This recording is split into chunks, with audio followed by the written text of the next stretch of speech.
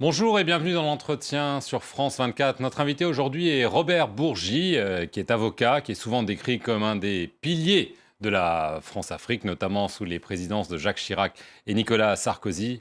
Monsieur Bourgi, bonjour. Bonjour, Monsieur Perelman. Alors, vous aviez fait scandale, on s'en souvient, en 2011, en affirmant que Jacques Chirac avait perçu des millions de dollars de plusieurs chefs d'État africains avant et pendant sa présidence, en ajoutant que ces pratiques avaient cessé avec l'arrivée de Nicolas Sarkozy à l'Élysée. Un coup d'éclat resté sans suite. Vous êtes né à Dakar, de parents d'origine libanaise. Vous avez été formé à l'école de Jacques Foccart, le fameux Monsieur Afrique du général de Gaulle. Vous avez noué des relations intimes avec plusieurs dirigeants africains, surtout avec Omar Bongo, l'ancien président du Gabon, décédé en 2009. Et nous allons d'ailleurs revenir à ce moment clé entre la mort d'Omar Bongo et l'élection de son fils Ali Bongo dans des conditions très controversées. Vous avez été non seulement un témoin, mais un acteur de cette passation de pouvoir. On se souvient que vous aviez dit à l'époque que la France n'avait pas de candidat, mais que votre candidat, c'était Ali Bongo. Depuis, on en a beaucoup parlé. Le Premier ministre français, Manuel Valls, a récemment fait scandale en déclarant dans une émission de télévision qu'Ali Bongo n'avait pas été élu dans les conditions comme on l'entend. Est-ce que vous pouvez aujourd'hui nous dire votre part de vérité sur cette passation de pouvoir entre Bongo père et Bongo fils? Je vais commencer mon propos par Manuel Valls. Le Premier ministre français est un homme réfléchi. J'imagine difficilement le Premier ministre français disant dans une émission de télévision, celle de Laurent Ruquier, des choses qui ne sont pas partiellement vraies. Je ne sais pas comment mes propos vont être perçus. Lorsque j'ai dit que Ali Bongo était le candidat de la France, mais que c'était le mien, je vais m'en expliquer.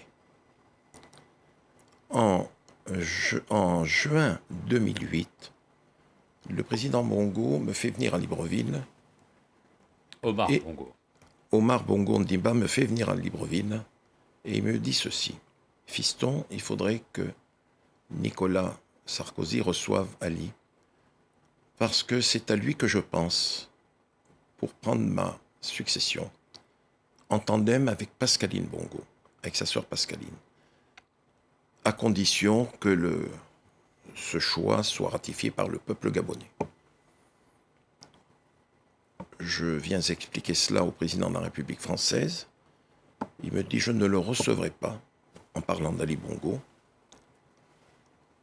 Tu le dis au président Bongo, Omar Bongo, lequel a envoyé son fils à Paris, et c'est Claude Guéant, secrétaire général de la présidence, qui l'a reçu en ma compagnie au cours d'un entretien dans son bureau, suivi d'un petit déjeuner. Entretien discret. Discret.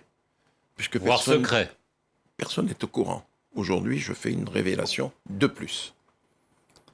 L'entretien chez Claude Guéant a duré pratiquement 3 heures, suivi le lendemain d'un petit déjeuner. Et Claude Guéant dit à Ali Bongo, le président de la République a pris acte du choix de votre père, mais comprenez que pour l'instant, il ne peut pas vous recevoir.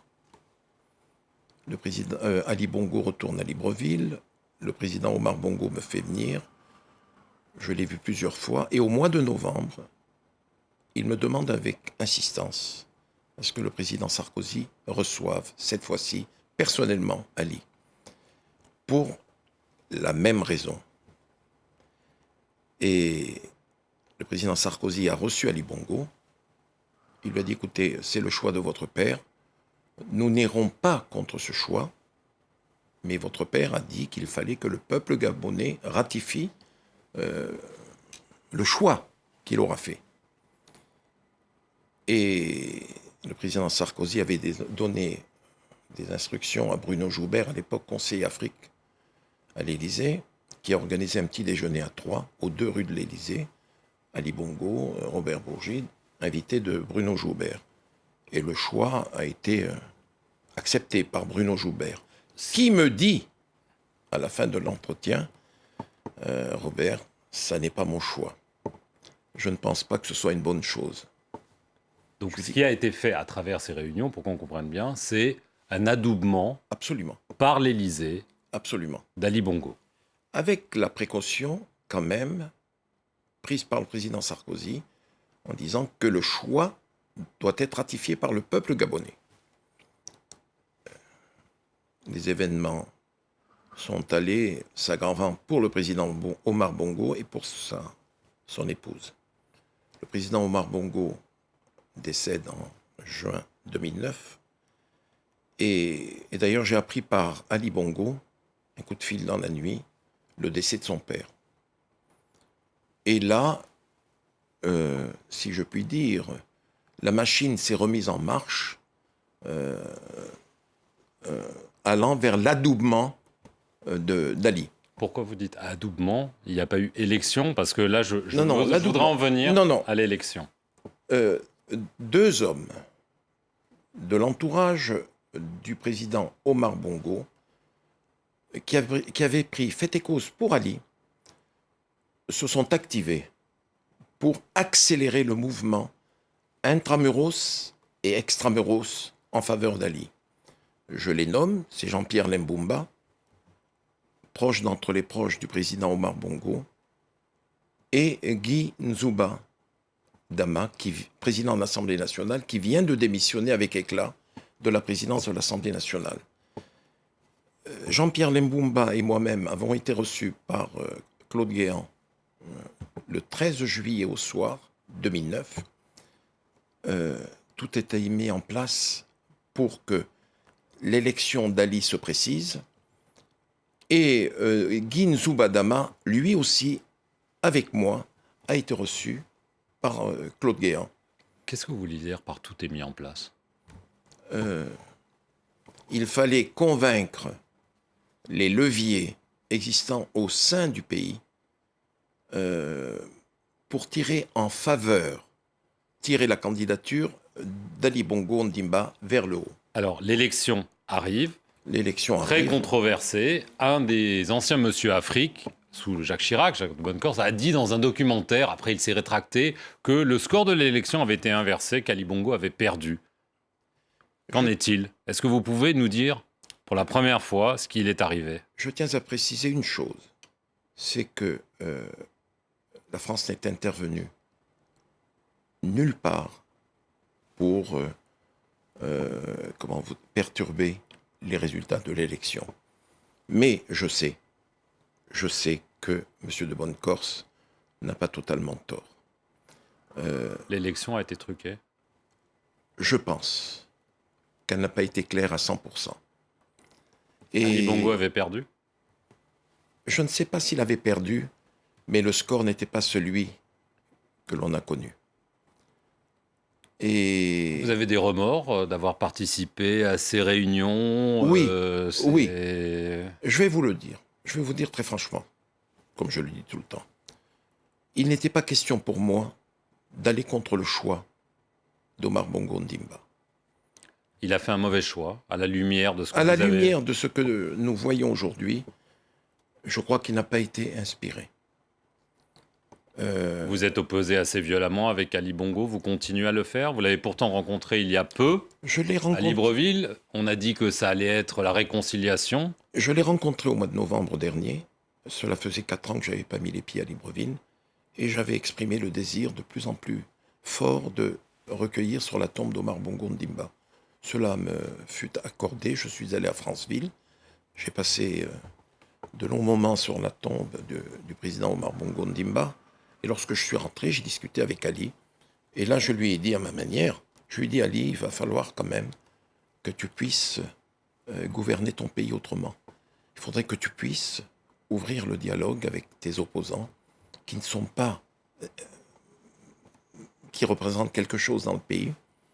Il faudrait que tu fasses le dialogue inclusif que toutes les grandes puissances demandent, réclament. Il m'a dit ceci, il n'y aura pas de dialogue inclusif. Il m'a dit ceci, à offense publique, excuse publique. Tant qu'ils ne se seront pas excusés de m'avoir insulté, je ne les recevrai pas. ma foi, j'ai repris l'avion, j'ai quitté Libreville et quelque temps après, la presse dite de pouvoir a commencé par utiliser tous les mots d'oiseau contre moi. Alors, donc vous êtes fermement opposé à ce que Absolument. Ali Bongo soit réélu. Il y a une élection qui est prévue au mois d'août. Il y a aussi une controverse sur son origine, à savoir qu'il serait peut-être un enfant adopté et donc pas né au Gabon. Or, l'article 10 dit qu'il faut être né au Gabon pour pouvoir être candidat.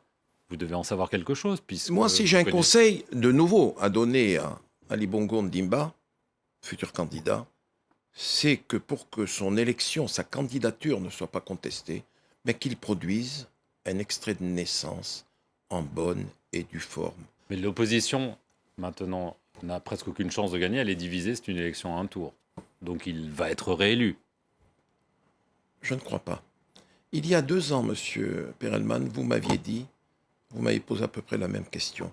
Je vous ai dit que je ne voyais pas Omar Bongo Ondimba derrière Ali Bongo Ondimba. Cette fois-ci, je ne le vois pas du tout. Et aujourd'hui, le constat que je fais, c'est que le Gabon est assis sur une poudrière et qui menace d'exploser à n'importe quel moment. Et j'ai peur pour le régime d'Ali Bongo Ondimba. C'est un régime qui repose sur le tout répressif, sur l'aspect sécuritaire. C'est une dictature. On n'en est pas loin. Merci beaucoup Robert Bourgi d'avoir répondu à nos questions. Merci à vous d'avoir regardé cet entretien sur France 24. Restez sur notre chaîne pour plus d'informations.